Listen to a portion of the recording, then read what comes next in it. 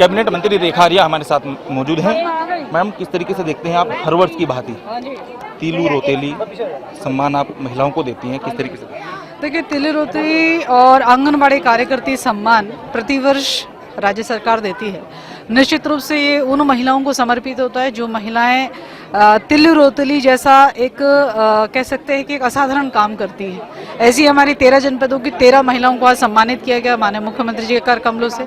इसके साथ ही हमारी आंगनबाड़ी बहनें जो अपनी परियोजनाओं में बहुत बेहतरीन काम करती है, सरकार की योजनाओं को धरातल पर उतारना, कुपोषण से लड़ाई में अपना पूरा सहयोग प्रदान करना, उनकी परफॉर्मेंस के आधार पर उन्हें आंगनबाड़ी कार्यकर्ती सम्मान पुरस्कार देते हैं।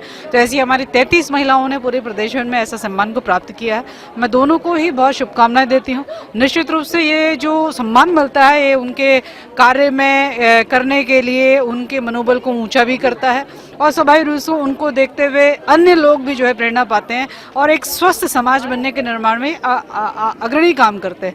मैं और मेरी सरकार और माननीय मुख्यमंत्री जी लगातार माननीय मुख्यमंत्री का तो आशीर्वाद प्राप्त होता ही है। निश्चित रूप से आने वाले समय में और भी संभावनाएं हैं और आने वाले समय में ये महिलाएं जो है समाज के लिए आदर्श स्थापित करते हुए समाज को बेहतरीन दिशा में ले जाने का काम करेंगे। मैडम, आपने खेल की जगत में जिस तरह आपने बच्चों को पुरस्कृत करने का काम किया है और आपने दूसरी जो थीम आपने छेड़ी आंगनबाड़ी का एक बड़ा विशेष महत्व होता है क्योंकि बच्चों का देख रेख, रहना सहना, खाना पीना सब वहीं से चीज़ें शुरू होती हैं।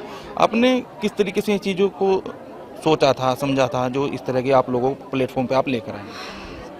देखिए, आंगनबाड़ी कार्यकर्ती हूँ। आंगनबाड़ी केंद्रों के माध्यम से हमारे 0 से लेकर 6 वर्ष तक के बच्चों की देखरेख हो, गर्भ धारण किए हुए बच्चे का हो अथवा गर्भधात्री महिलाओं का हो, सरकार के द्वारा संचालित योजनाएं चाहे वो केंद्र सरकार की हो, राज्य सरकार की हो, उसको ठीक प्रकार से संपादित करने वाली महिलाएं यहाँ सम्मानित हो रही है।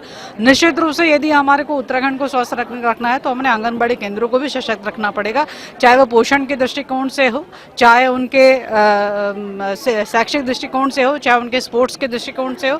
तो ये सभी एंगल से हम लोग आंगनबाड़ी केंद्रों में हम लोग विभिन्न प्रकार की योजनाएं संचालित की हुई हैं जिसे आंगनबाड़ी कार्यकर्ती अंजाम देती हैं। इसके साथ ही हमारी तिली रोतेली भी वो महिलाएं जो विशेष काम करती हैं वे भी लगातार इस दिशा में काम करते हुए अग्रणी रूप से दिखाई पड़ती हैं। तो आज उन्हीं लोगों का सम्मान था और मैं समझती हूँ कि आज जिन्होंने सम्मान प्राप्त किया है उसमें से स्पोर्ट्स पर्सन भी बहुत अधिक हमको देखने को मिला है। तो ये पता चलता है कि कैसे हमारा प्रदेश जो है वो खेल भूमि के लिए अग्रसर है, कैसे हमारे यहाँ स्पोर्ट्स कल्चर अब डेवलप हो गया, कैसे अब स्पोर्ट्स को इस मंचों से सम्मान मिलने लगा है। मैं समझती हूँ शुभ संकेत है उत्तराखंड के लिए। मैम, उत्तराखंड वीरांगनाओं के लिए जाना जाता है। आपदा से इस बार प्रदेश दर्द में है, जख्म में है और कहीं ना कहीं महिलाओं को खासी दिक्कतों का सामना यहाँ पर करना पड़ा है। आप किस तरीके से देखते हैं प्रदेश के अंदर जिस तरीके से महिलाओं को के साथ क्षति पहुंची है, उनके सुख सुविधाओं के लिए क्या कुछ आने वाला जो रोड मैप हो आप लोगों ने किस तरीके से तैयार किया? देखिए, निश्चित रूप से उत्तराखंड में प्राकृतिक चुनौतियां हमेशा से बनी रही हैं और इस समय जिस प्रकार से मानसून का हमें भयानक रूप देखने को मिला है, लगभग सभी जनपदों में जिस प्रकार की स्थितियां देखने को मिली है वो काफ़ी चिंताजनक है। लेकिन इस चिंताजनक स्थिति में भी सरकार अपने चिंतन को लेकर काम कर रही है।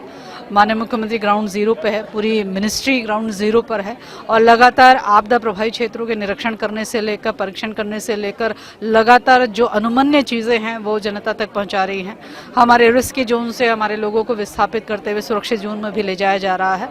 तो एक मानवीय दृष्टिकोण से और जवाबदेही के हिसाब से यदि मैं कहती हूँ तो हम समझते हैं कि हम पूरी तरीके से उसे निर्वहन कर रहे हैं। हम पूरी तरीके से जनता के साथ हैं, उनके साथ पूरी संवेदनशीलता के साथ बने हुए हैं और जो एक मानव धर्म होता है कि हमें उनके लिए जो जो चीज़ें अनुमन्य हैं, चाहे वो उनके रहने से लेकर उनके भोजन से लेकर या उनके अन्य व्यवस्थाओं को लेकर आपदा के तहत में सब चीज़ों का काम कर रही है। इसलिए मैं कह सकती हूँ कि हम तो ईश्वर से प्रार्थना करते हैं, माननीय मुख्यमंत्री जी ने भी कहा है, हम लोग भी कहते हैं कि ये प्राकृतिक आपदा कम से कम हो, लेकिन हम चुनौतियों को पार पाते हुए कोशिश हमारी ये है कि हम चाहे तिनके भर का सही लेकिन हम जनता का सहारा बनकर काम करें। रेखा मैम, आपसे मेरा अंतिम सवाल है कि एक नारी की एक रिपोर्ट हुई है उसमें जिसमें महिलाओं को असुरक्षित को लेकर बात हुई, निजी सर्वे में आया है, लेकिन सरकारों ने और प्रशासन ने उसका खंडन किया है। आप किस तरीके से देखते हैं? आप तो इस प्रदेश के हैं और कैबिनेट मंत्री विशेष रूप से महिलाएं, किस तरीके से देखते हैं? देखिए, मुझे लगता है कि इसके बारे में संभवतः हमारे संगठन की ओर से जवाब आ चुका है कि ये रिपोर्ट किनके द्वारा बनाई गई, ये रिपोर्ट किनके द्वारा प्रकाशित की गई,